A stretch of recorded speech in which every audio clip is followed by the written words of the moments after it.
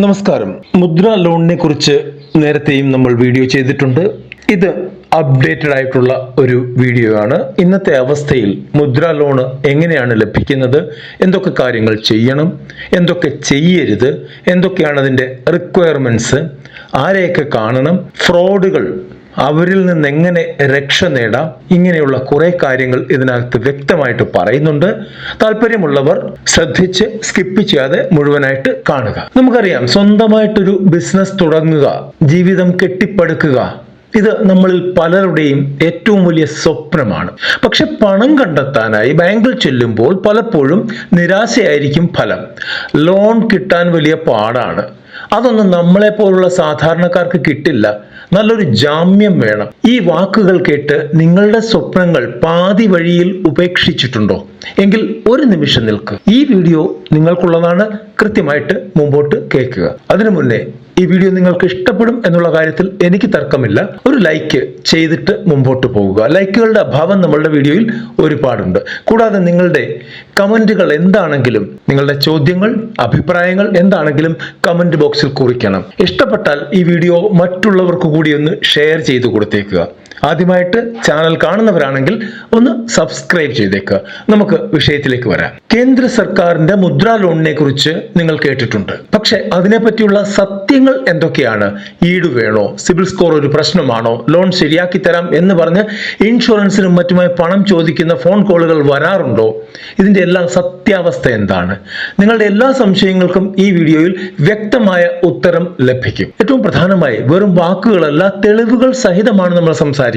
ഏറ്റവും പുതിയ സർക്കാർ കണക്കുകൾ പ്രകാരം കേരളത്തിൽ മാത്രം സാധാരണക്കാരായ ലക്ഷക്കണക്കിന് സംരംഭകർക്ക് കോടിക്കണക്കിന് രൂപയുടെ മുദ്ര ലോൺ വിതരണം ചെയ്തിട്ടുണ്ട്. ആ കണക്കുകളും നമ്മൾ കാണും. അതുകൊണ്ട് നിങ്ങളുടെ സ്വപ്നത്തിലേക്കുള്ള വഴി തുറക്കുന്ന ഈ വിവരങ്ങൾ മുഴുവനായിട്ടും കാണുക. എന്താണ് മുദ്ര ലോൺ? ഈ മുദ്ര ലോണിൽ 3 കാറ്റഗറി ഉണ്ട്. അത് മുമ്പോട്ട് പറയുന്നതാണ്. പ്രധാനമന്ത്രി മുദ്ര യോജന PMMY എന്നത് കൃഷിയുമായി ബന്ധമില്ലാത്ത വരുമാനം ഉണ്ടാക്കുന്ന ചെറിയ സംരംഭങ്ങൾക്കുള്ള ഈടില്ലാത്ത വായ്പാ പദ്ധതിയാണ്. ഇത് 3 തരത്തിലുണ്ട്. ശിശു ലോൺ 50,000 രൂപ വരെ പുതുതായി ബിസിനസ് തുടങ്ങുന്നവർക്കുള്ളതാണ്. കിഷോർ ലോൺ 50,001 രൂപ മുതൽ 5 ലക്ഷം രൂപ വരെ നിലവിലുള്ള സംരംഭം വികസിപ്പിക്കാൻ വേണ്ടിയാണ്. തരുൺ ലോൺ 5 ലക്ഷം രൂപ മുതൽ 10 ലക്ഷം രൂപ വരെ ബിസിനസ് കൂടുതൽ വിപുലീകരിക്കാൻ വേണ്ടിയാണ്. ഈ 10 ലക്ഷം എന്നുള്ള കാറ്റഗറി 20 ലക്ഷം രൂപ വരെ എന്ന് ആക്കിയിട്ടുണ്ട്. ഇനി ആർക്കൊക്കെ അപേക്ഷിക്കാം? ഒരു വരുമാനദായകമായ ബിസിനസ് പ്ലാൻ കൈവശമുള്ള 18നും 65നും ഇടയിൽ പ്രായമുള്ള ഏതൊരു ഇന്ത്യൻ പൗരനും അപേക്ഷിക്കാം. അത് ചെറിയ കട നടത്തുന്നവരോ, നിർമ്മാണ യൂണിറ്റുകളോ, റിപ്പയർ ഷോപ്പുകളോ, സർവീസ് സ്ഥാപനങ്ങളോ, കരകൗശല തൊഴിലാളികളോ, ബേക്കറികളോ, ഫുഡ് പ്രൊഡക്ഷൻ യൂണിറ്റുകളോ ആരുമാകട്ടെ, നിങ്ങൾക്ക് അപേക്ഷിക്കാം. അടുത്ത ചോദ്യം, ഈടില്ലെങ്കിൽ ജാമ്യം വേണോ? ഈട് വേണ്ടെന്ന് നമ്മളൊന്ന് പറഞ്ഞായിരുന്നു. ഇതാണ് ഏറ്റവും വലിയ സംശയം. ഉത്തരം വളരെ ലളിതമാണ്. വേണ്ട. മുദ്ര ലോണിന് യാതൊരു തരത്തിലുള്ള വസ്തു ഈടോ, സ്വർണമോ, ഉദ്യോഗസ്ഥരുടെ ജാമ്യമോ ആവശ്യമില്ല.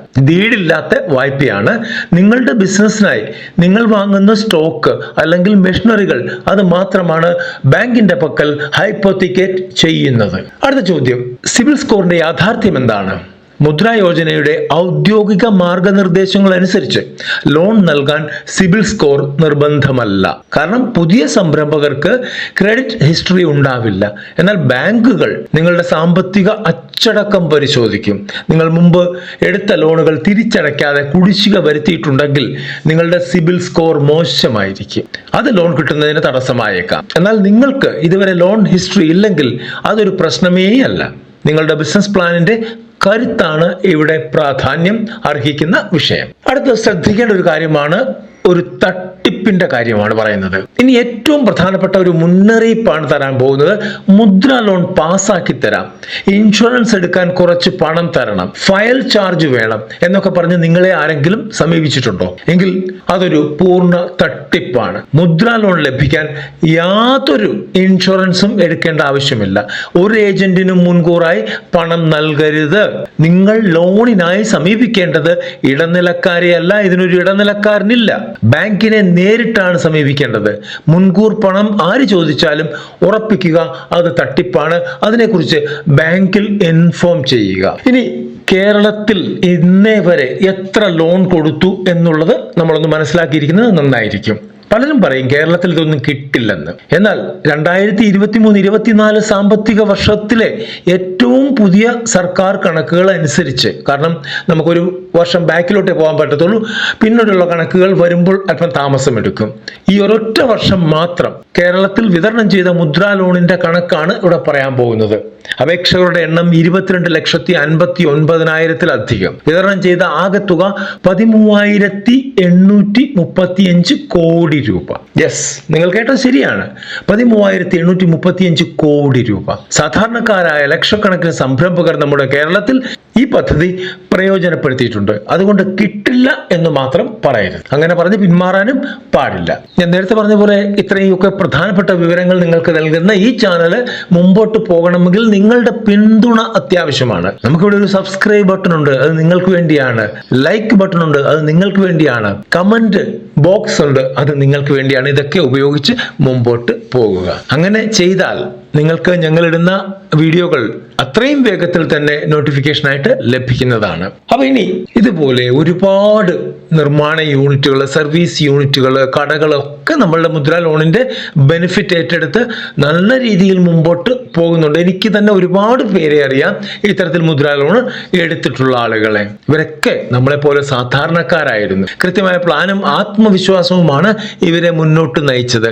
പ്ലാൻ അത് എടുത്തു പറയേണ്ട കാര്യമാണ്. കാരണം നമ്മളൊരു ബിസിനസ്സിന് മുദ്രാ ലോൺ എടുക്കാൻ ചെല്ലുമ്പോൾ ആദ്യം പ്ലാൻ നമ്മളുടെ മനസ്സിലുണ്ടായിരിക്കണം, പിന്നെ അത് പേപ്പറിൽ ഉണ്ടായിരിക്കണം. വെറുതെ നമ്മൾ ചളവളാച്ചി അടിച്ച് ചെന്നിട്ടൊന്നും ആരും ഒരു ലോണും തരത്തില്ല. ബാങ്ക് മാനേജർക്ക് പൂർണ്ണമായിട്ടുള്ള വിശ്വാസം വരണം. നിങ്ങൾ ചെയ്യാൻ പോകുന്ന കാര്യത്തിൽ കൃത്യതയുണ്ട്, അതിൽ നിന്ന് ലാഭം ഉണ്ടാക്കാം, നിങ്ങളുടെ കോൺഫിഡൻസ് എല്ലാം അവിടെ നോക്കും. പലർക്കും ലോൺ കിട്ടുന്നില്ല എന്ന് പറഞ്ഞ് വരുന്നവരുടെ കാര്യം ഇതാണ്. അവിടെ ചെന്ന് അവർ ചോദ്യങ്ങൾ ചോദിക്കുമ്പോൾ നിങ്ങൾക്ക് ബിസിനസിനെ കുറിച്ചൊരു ABCD ഒരു ചുക്കും അറിയില്ല. എന്ത് ചെയ്യാൻ പോകുന്നു? തട്ടുകടയിടാൻ പോകുന്നു. എങ്ങനെ ചെയ്യുന്നു? അത് സാറേ 4 കാല് കമ്പൊക്കെ കുത്തി നമ്മൾ ഒരു സ്റ്റൗ ഒക്കെ വെച്ച് ഒരു തട്ടുകടയിടും. എന്ത് വരുമാനം ഉണ്ടാവും? അത് ആൾക്കാർ വരുന്ന പോലല്ലേ സാറേ, നമുക്കിപ്പോൾ പറയാൻ പറ്റത്തില്ലല്ലോ. ഇതൊന്നും പാടില്ല.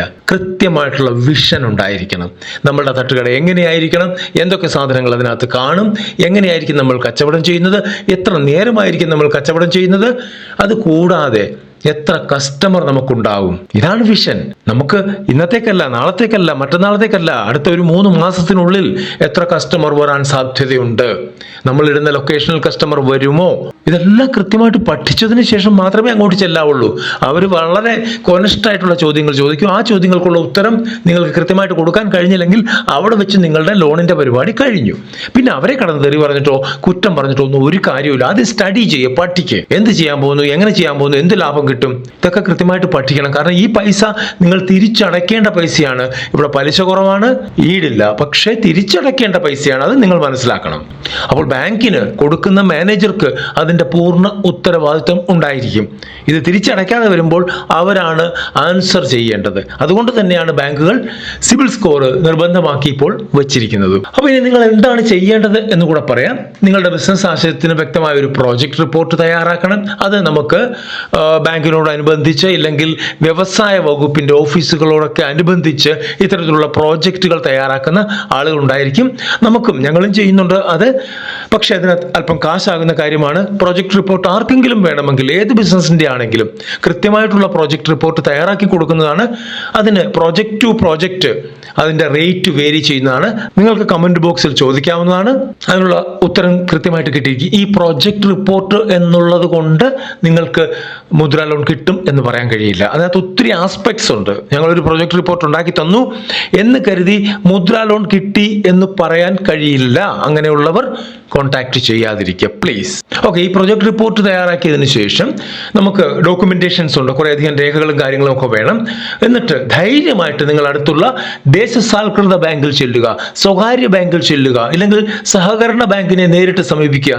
ചെയ്യുന്നവരുടെയൊക്കെ ലിസ്റ്റ്, ഏതൊക്കെ ബാങ്കുകൾ ചെയ്യുന്നുണ്ട് എന്നുള്ള ലിസ്റ്റ് നമ്മൾ ഓൾറെഡി വീഡിയോ ചെയ്തിട്ടുണ്ട്.